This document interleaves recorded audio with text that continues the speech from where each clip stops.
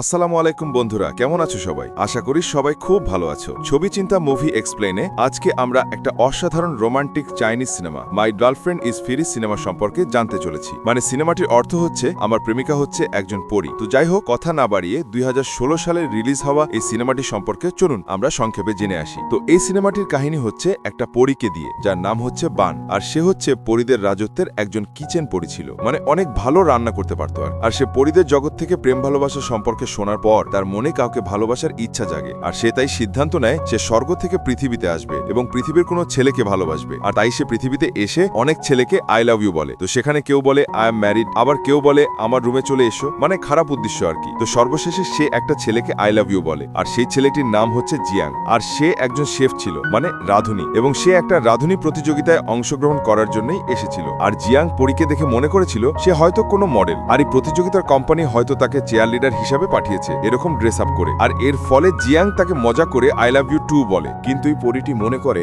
Jiang তাকে সত্যি ভালোবাসে, তাই সে অনেক খুশি হয়ে যায়। এরপরে আমরা দেখি জিয়াং আর অন্যান্য শেফদের মধ্যে সেরা রাঁধুনি কম্পিটিশন চলছে, মানে সেমিফাইনাল চলছিল। সেখানেই পরী জাদি দিয়ে জিয়াংকে প্রথম বানিয়ে দেয়। আর তখন প্রোগ্রামের হোস্ট জিয়াংকে বলে, আপনি তো দেখতে অনেক হ্যান্ডসাম, অনেক গুণী এবং ফেমাস, তাহলে আপনার পেছনে তো নিশ্চয়ই অনেক মেয়ে রয়েছে। তখন জিয়াং বলে, আরে না, আমি সিঙ্গেল। আর তখন সেখানে যতগুলো মেয়ে ফ্যান ছিল সবাই জিয়াংকে আই লাভ ইউ বলে। আর এটা দেখে পরীর অনেক হিংসা হয়, কারণ একটু আগেই তো সে তাকে আই লাভ ইউ টুও বলেছে। আর সে রাগের মাথায় জিয়াংকে গিয়ে বলে, তুমি মিথ্যাবাদী, তুমি একটু আগে আমাকে বলেছো তুমি আমাকে ভালোবাসো। তখন জিয়াং অবাক হয়ে বলে, তোমাকে কিভাবে ভালোবাসতে পারি, আমি তো তোমাকে চিনিও না। আর তখন সিকিউরিটি গার্ড এসে পরীকে সেখান থেকে বাইরে বের করে দেয়। আর এরপর বাইরে জিয়াং পরীকে বকা দিয়ে বলে, আজকে আমি শুধুমাত্র তোমার কারণে অনেক ফ্যান হারিয়ে ফেলেছি। আর তখন পরী জিয়াংকে বলে, আমিও তোমার মতো একজন রাঁধুনি পরী, কিন্তু আমি শুধু রিয়েল ভালোবাসা পাবার জন্য পৃথিবীতে এসেছি। কিন্তু তখন জিয়াং পরীর কথা শুনে হাসে, আর হাসতে হাসতে বলে, তুমি যদি পরী হয়ে থাকো তাহলে এখানে থাকা তোমার জন্য ঠিক হবে না, তুমি স্বর্গে ফিরে যাও। আর এটা বলে হাসতে হাসতে সেখান থেকে চলে যায়। এরপর আমরা দেখি ওই পরীটি সব জায়গায় জিয়াংয়ের পিছু নিচ্ছে, এমনকি জিয়াংয়ের বাড়ি পর্যন্ত চলে এসেছে। কিন্তু জিয়াং পরীকে দেখতে পায় না, কারণ পরী তার ক্ষমতা বলে অদৃশ্য হয়েছিল। কিন্তু জিয়াং ফিল করে তার চারপাশে কোনো একটা কিছু রয়েছে। তো রাতের বেলা জিয়াং যখন ঘুমানোর চেষ্টা করছে, তখন আমরা দেখি পরীটি বারবার টেবিল ল্যাম্প অন অফ করে। তখনও পরীটি অদৃশ্য ছিল। আর এতে জিয়াংয়ের মনে হয় এখানে কোনো ভূত রয়েছে যেটা বারবার লাইট অন অফ করছে। তাই সে ভয় পেয়ে কম্বল মুড়ি দিয়ে শুয়ে পড়ে। আর তখন পরী দৃশ্যমান হয়ে জিয়াংকে বলে, তোমার নির্দয়তার জন্য একটা সুন্দরী মেয়ে মারা গেছে। আমি ওই মেয়ের হয়ে তোমার ওপর বদলা নিতে এসেছি, আর ওই মেয়ের বদলে তোমার লাইফ এখন আমাকে দিতে হবে। তখন জিয়াং ভয় পেয়ে বলে, প্লিজ আমাকে মাফ করে দাও। তখনই পরী খুশি হয়ে বলে, ঠিক আছে, আমি ওই মেয়েকে জীবিত করে তোমাকে আরো একটা সুযোগ দিচ্ছি, ওর কিন্তু অনেক ভালো মতো খেয়াল রাখবে। জিয়াং তাতে হ্যাঁ বলে দেয়। আর তখন পরী জিয়াংয়ের উপর থেকে কম্বল সরিয়ে ফেলে। প্রথমে তো জিয়াং অনেক ভয় পায়, কিন্তু পরে সে যখন দেখতে পায় এটাই সেই মেয়ে, আর তখন তার মনে হয় মেয়েটা কোনোভাবে ঘরে ঢুকেছে আর ওই এসব করেছে। তাই সে রাগের মাথায় পরীকে ঘরের বাইরে বের করে দেয়। আর পরের দিন ঘুম থেকে উঠে জিয়াং দেখে তার রান্নাঘরের সব জিনিসপত্র এদিক ওদিক ছড়িয়ে রয়েছে। তখন সে চিৎকার করে বলে, এগুলো কে করেছে? আর তখন সেখানে পরী আসে এবং সে তার শক্তির দ্বারা সব ঠিক করে দেয়। আর এটা দেখে জিয়াং চমকে যায় আর বিশ্বাস করে সে সত্যি একটা পরী। তো এটা জানার পরে জিয়াং পরীকে বলে, তোমার কাছে এমন কোনো মেডিসিন আছে যার ফলে আমি অমর হতে পারবো? তখন পরী বলে, অমর হওয়া কি ভালো? স্বর্গের একদিন সমান হচ্ছে তোমাদের পৃথিবীর 1 বছর। কিন্তু স্বর্গের লাইফটা অনেক বোরিং, কিন্তু পৃথিবীর জীবনটা অনেক এক্সাইটমেন্টে ভর্তি। আর যদি আমাকে স্বর্গ আর পৃথিবীর মধ্যে যে কোনো একটাকে বেছে নিতে বলে, আমি পৃথিবীর জীবনই বেছে নেব। তখন জিয়াং বলে, পৃথিবীর জীবন আরো অনেক বেশি বোরিং। আর তখন পরী বলে, সত্যিকারের ভালোবাসা পেলে তুমি যত পাথর হৃদয় হও না কেন, পৃথিবীও তোমার কাছে স্বর্গের চেয়ে বেশি মজা লাগবে। তখন জিয়াং হাসতে হাসতে বলে, আমি ভালোবাসায় বিরক্ত হয়ে গিয়েছি। প্রত্যেকবার সুন্দরী মেয়েরা যখন তাদের মেকআপ খোলে তখন অনেক ভয়ানক দেখতে হয়, এগুলো বলে হাসাহাসি করে। আর তখন পরী বলে, আমার বিশ্বাস সত্যিকারের ভালোবাসা আমি পৃথিবীতে খুঁজে পাবই, আর আজ থেকে আমি এখানেই থাকবো। কিন্তু জিয়াং তাকে এখান থেকে চলে যেতে বলে। তখন পরী সেটা মানতে চায় না, আর বাধ্য হয়ে জিয়াংকে সেটা মেনে নিতে হয়। আর তারপর দেখি তারা দুজনে শপিং করতে গিয়েছে এবং দুজনে একসাথে অনেক ভালো সময় কাটাচ্ছে। আর পরের দৃশ্যে পরীটি টিভিতে একটা কিসিং সিন দেখে আর অনেক লজ্জা পায়। আর তখন জিয়াং তাকে বলে, তুমি লজ্জা পাচ্ছ কেন? তখন পরী বলে, আমি কোনোদিন কিস ট্রাই করিনি। তখন জিয়াং হেসে বলে, যদি আমি তোমাকে কিস করা শিখাই তাহলে? আর তারপর সে পরীর খুব কাছে চলে আসে, কিন্তু তারপর বলে, তোমার শরীরে অনেক গন্ধ, আর তাকে গোসল করতে বলে। তো পরের দৃশ্যে আমরা দেখি পরী গোসল করে বাইরে এসেছে, আর সে শুধুমাত্র জিয়াংয়ের শার্ট পরা ছিল। তো জিয়াং তাকে এ অবস্থা দেখে খুব লজ্জা পায় এবং পরীকে ঘুমিয়ে যেতে বলে। তো পরী যখন ঘুমিয়েছিল তখন সে স্বপ্নে দেখে সে জিয়াংকে কিস করছে। আর তখনই পরীর বোন স্বর্গ থেকে চলে আসে, যার নাম হচ্ছে চ্যাং। আর পরী ঘুম থেকে উঠলে সে বলে, তোমাকে দেখে মনে হচ্ছে তুমি জিয়াংয়ের প্রেমে পড়েছো, কিন্তু তুমি কি জানো আমাদের স্বর্গের নিয়ম অনুযায়ী কোনো পরী যদি বিনা অনুমতিতে পৃথিবীতে আসে তখন তার শক্তি আস্তে আস্তে চলে যায়। তুমি তুমি এখানে বেশি দিন থাকলে কিন্তু তোমার পরীর যে ক্ষমতা সেটা থাকবে না, তোমাকে তাড়াতাড়ি ফিরে যেতে হবে। এটা বলে তার বোন সেখান থেকে চলে যায়। আর পরের দৃশ্যে পরী যখন তার পাওয়ার দিয়ে সুন্দর হেয়ারস্টাইল করতে যায় তখন সেটা সে পারে না, আর আমরা বুঝতে পারি তার ক্ষমতা আস্তে কমে যাচ্ছে। তো তখন জিয়াং এসে নিজে তার চুল বেঁধে দেয়, আর এরপর জিয়াং তাকে সাথে নিয়ে সুন্দর ড্রেস কিনে দেয়। এছাড়াও সে পরীকে হাই হিল কিনে দেয়, তবে সেটা পরে হাঁটা ট্রাই করার সময় সে পড়ে যেতে থাকলে জিয়াং তাকে সামলে নেয়। আর এই ঘটনার মাধ্যমেই তারা একজন আরেকজনকে ভুল করে জড়িয়ে ধরে, আর এর ফলে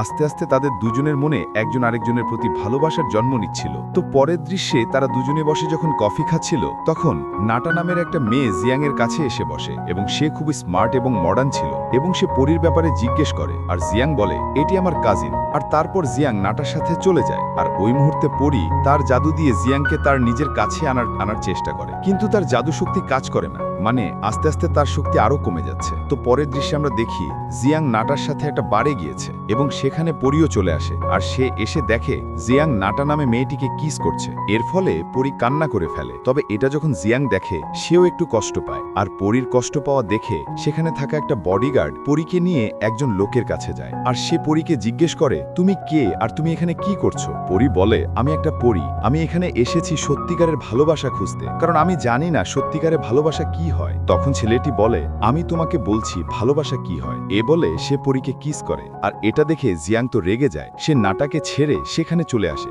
এবং ওই লোকটির কাছ থেকে পরীকে ছাড়িয়ে নেয়। আর তখন ওই লোকটি জিয়াংকে বলে, তুমি এই মেয়ের কি হও? জিয়াং বলে, আমি ওর বয়ফ্রেন্ড। এই কথা শোনার পর, আর সে অনেক ধনী ছিল, তার অনেক বডিগার্ড ছিল, তারা চারদিক থেকে জিয়াংদের ঘিরে ধরে। আর তখন জিয়াং পরীকে বলে, তুমি তোমার পাওয়ার ইউজ করে এখান থেকে আমাদের নিয়ে চলো। আর তখন পরী বলে, আমার পাওয়ার তো চলে যাচ্ছে, তারপরও দাঁড়াও, আমি ট্রাই করছি। আর তখন অনেকবার চেষ্টা করার পরে ফাইনালি সে জিয়াংকে নিয়ে উধাও হতে সক্ষম হয়, কিন্তু তার শেষ শক্তিকে ইউজ করার ফলে সে দুর্বল হয়ে অজ্ঞান হয়ে যায়। আর তখন জিয়াং তাকে সামলে ঘরে এনে শুয়ে দেয়, আর অনেক সময় পার হবার পরও পরীর জ্ঞান ফিরে না।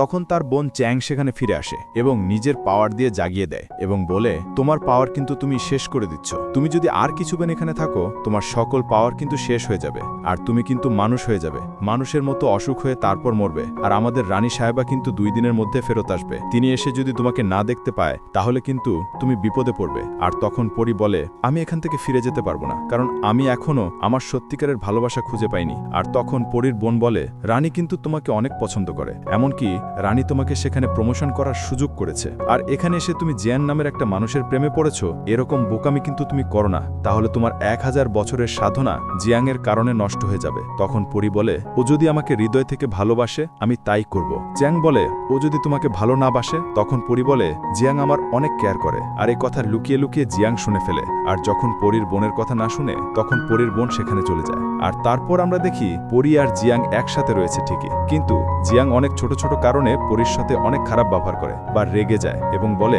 তুমি স্বর্গে ফিরে যাও। আর তখন পরী জিয়াংয়ের কাছ থেকে আস্তে আস্তে দূরে সরে যায়। আর তারপর দেখি জিয়াং আবার পরীকে মিস করে। এরপর আমরা দেখি টপ শেফের ফাইনাল প্রতিযোগিতা হচ্ছে, সেখানে জিয়াংয়ের মোকাবেলা হবে শেফ ডির সাথে, আর সে হচ্ছে অনেক নামকরা একটা শেফ। আর সেখানে আমরা পরীকেও দেখি, এবং সেখানে শেফ ডি খুব সহজে জিয়াংকে হারিয়ে জিতে যায়, এবং নিজের হেরে যাওয়ার জন্য জিয়াং অনেক নিরাশ হয়। আর তখন আমরা দেখি পরী জিয়াংয়ের কাছে গিয়ে তাকে খুশি করার অনেক চেষ্টা করে, কিন্তু জিয়াং উল্টো পরীর সাথে অনেক রাগ করে, এবং এ কারণে পরী অনেক কষ্ট পায়। আর তারপরও সে জিয়াংয়ের সাথে ছিল এবং জিয়াংয়ের অনেক খেয়াল রাখত। আর তখন আমরা দেখি পরী যেটা করে, অনলাইনে একটা ভোটের আয়োজন করে, এর সাথে সে জিয়াংয়ের ফ্যান সেজে একটা সাধারণ মানুষের মতো খাবার তৈরি করে, আর সেগুলো অনলাইনে দেয় এবং বলে, জিয়াং আমাকে এগুলো তৈরি করা শিখিয়েছে। মানে জিয়ানেরও একটা ফ্যান বেজ রেডি রাখে আর কি, মানে অনলাইনে জিয়াংয়ের ফ্যান বেজকে অ্যাক্টিভ রাখে। আর এরপর আমরা দেখি পরী একেবারে প্রায় মানুষ হয়ে গিয়েছে, সে সাধারণ মানুষের মতো ঘর পরিষ্কার করে, একাই কেনাকাটা করে। আর তারপর একদিন পরী জোর করে জিয়াংকে ওই শেফ ডি রেস্টুরেন্টে নিয়ে যায়, আর শেফ ডি ওই ব্যক্তি যার কাছে জিয়াং রান্নায় হেরেছিল। তো ভিড়ের মধ্যে পরী জানতে পারে শেফ ডি এর রান্না অনেক সুস্বাদু, যেগুলো খাবারের জন্য মানুষ 2-3 ঘন্টা পর্যন্ত বাইরে অপেক্ষা করে। তো তারপর তারা যখন শেফ ডির বানানো খাবার খায়, আর জিয়াং পরীকে বলে, শেফ ডির রান্না আসলেই অনেক ভালো ছিল, এরকম স্বাদের খাবার আমি কখনোই খাইনি, আর আমার মতে আর এর জন্যই শেফ ডি যোগ্য উইনার ছিল। তখন পরী বলে, তুমি কি চাউলের মধ্যে কোনো রকম প্রবলেম দেখোনি? আমার কাছে সেটি নর্মাল চাউল মনে হয়নি, আমার মনে হয়েছে এই রেসিপি এর মধ্যে কোনো কেমিক্যাল বা ভেজাল রয়েছে। তখন জিয়াং বলে, এটা তো সেটা নয় যে মশলা মানুষের শরীরের জন্য ক্ষতিকর কিন্তু অনেক সুস্বাদু। এরপর তারা দুজন লুকিয়ে শেফডির কিচেনে যায় যাতে করে শেফডি আসলে কি মশলা ব্যবহার করে সেটা জানতে পারে। তো তারা দুজনে কোনো মতে কিচেনে পৌঁছে দেখে কিচেনের অবস্থা খুবই খারাপ, জিনিসপত্র এদিক ওদিক পড়ে রয়েছে এবং নোংরা, এবং সেগুলো ইঁদুরে খাচ্ছে। আর এগুলো সবকিছু কিন্তু জিয়াং তার বুকে যে মোবাইল ছিল সেটার মাধ্যমে রেকর্ড করছিল। আর তখনই সেখানে শেফডি চলে আসে, আর তার সাথে তার সিকিউরিটি গার্ড ছিল, এবং তাদের দুজনকে ধরে ফেলে। আর জিয়াং শেফডিকে বলে, তুমি মানুষদের খারাপ খাবার দিচ্ছ, তার উপর কেমিক্যাল দিয়ে বোকা বানাচ্ছ। তখন শেফডি বলে, খাবারের টেস্ট যদি ভালো হয় তাহলে মানুষ কি খেলো সেটা তাদের জানা প্রয়োজন নেই। এরপরে আমরা দেখি শেফডি তার গার্ডস দিয়ে তাদের দুজনকে ফ্রিজের ঘরে রেখে দেয় যাতে বরফে সেখানেই তারা মারা যায়। তো ফেরিম্যান বলে, এখন আমরা কি করব? আমার পাওয়ার তো অনেক আগেই চলে গিয়েছে, আমি একজন সাধারণ মানুষ হয়ে গিয়েছি, তাহলে কি আমরা এখন মারা পড়ব?